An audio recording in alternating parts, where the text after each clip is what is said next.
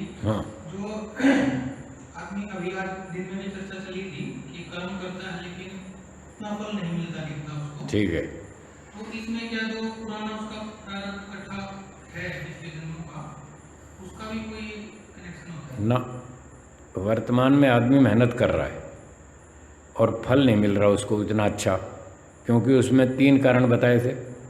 या तो उसको विधि नहीं मालूम कार्य करने की, या वो आलसी प्रमादी है, लापरवाह है, गुस्सैल है, झगड़ालू है, या साधनों की कमी है। तो कारण 3 स्पष्ट हैं। इसका पिछले जन्म से कोई मतलब ही नहीं है, कोई लेना देना नहीं।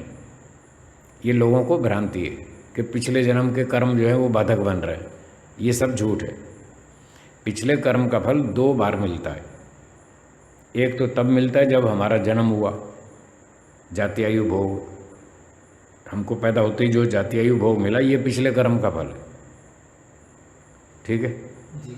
और दूसरा, जब कोई व्यक्ति शादी करेगा और संतान पैदा करेगा, तब जो संतान ईश्वर भेजेगा वो उसके पिछले जन्म का कर्मफल थोड़ा 20% वो भी हो सकता है, कुछ इस जन्म का, कुछ पिछला। बस ये 2 अवसरों पर ईश्वर पूर्व जन्म का कर्मफल देता है। ऐसे बीच बीच में नहीं देता कि यहाँ अटका दो, यहाँ नौकरी धंधा फेल कर दो इसका, यहाँ मुकदमा हरवा दो। ये पिछले जन्म का कोई लेना देना नहीं इससे। वो तो वर्तमान का है, जो भी है वो वर्तमान का है, उसका पिछले जन्म से कोई लेना देना नहीं। जी बोलिए सुधीर जी। ये स्वामी जी आज था कि भाई ये सूर्य तारे के ये सब वहीं पे कर्मों का फल है। कर्मों का फल। ठीक है। तो स्वामी जी सभी जीवात्माएं अपना अलग अलग कर्म करती है, तो सब वहीं पे सृष्टि में तो ऐसा नहीं कि एक जैसा करेगी। ठीक बात है। लेकिन वेद का मुंह में ये कह रहा है सूर्य चंद्रमा से आता है यथा पूर्व कल्प में। ठीक है। भाई जैसे सूर्य पृथ्वी पहले बनाए थे वैसे ही बनाए। ठीक है। लेकिन सब ये कर्म तो सृष्टि में अलग अलग ही होते हैं ना स्वामी जी, एक जैसे सामूहिक तो एक से होते हैं, व्यक्तिगत अलग अलग होते हैं। जैसे कोई व्यक्ति बड़ा सेठ है, वो 10 लाख रुपए दान करता है। छोटा सेठ है, वो 5 लाख देता है। और छोटा है वो 1 लाख देता है। और छोटा है वो 20,000 देता है। तो अपनी अपनी क्षमता के हिसाब से वो दान देते हैं। फिर कोई यज्ञ करता है, कोई रोज़ 100 ग्राम घी लगाता है, कोई 200 ग्राम लगाता है, कोई 1 किलो भी घी लगाता है रोज़। ऐसे भी सेठ हैं, मैंने देखे हैं। तो कर्म तो वही है, यज्ञ करेगा, दान देगा, सेवा करेगा, कर्म तो वही है। तो कोई ज़्यादा करेगा, कोई कम करेगा। तो ये तो हो गए व्यक्तिगत। अब सामूहिक बताया था कि सब ने मिलकर के एक सरपंच बना दिया गांव का। अब ये सामूहिक कर्म है।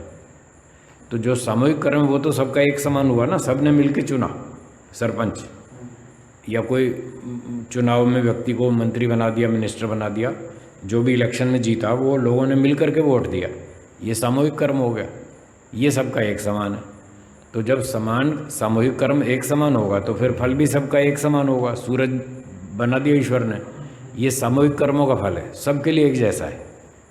ऐसा सारी जो जीवात्माएं स्वामी जी कोई दृष्टांत दो भी भाई इनका ये सब कर्म का फल सूर्य चंद्रमा है।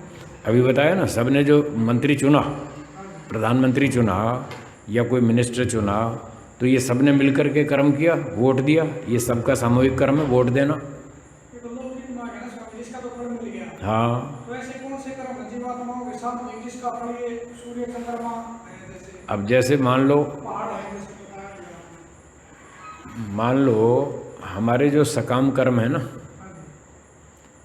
हम यज्ञ करते हैं, दान देते हैं, और कहीं अनाथालय में चले गए, वहाँ दान दे दिया, कहीं गौशाला में दे दिया, तो वहाँ सैकड़ों लोग जाते हैं दान देने, गौशाला में, अनाथालय में, हॉस्पिटल में।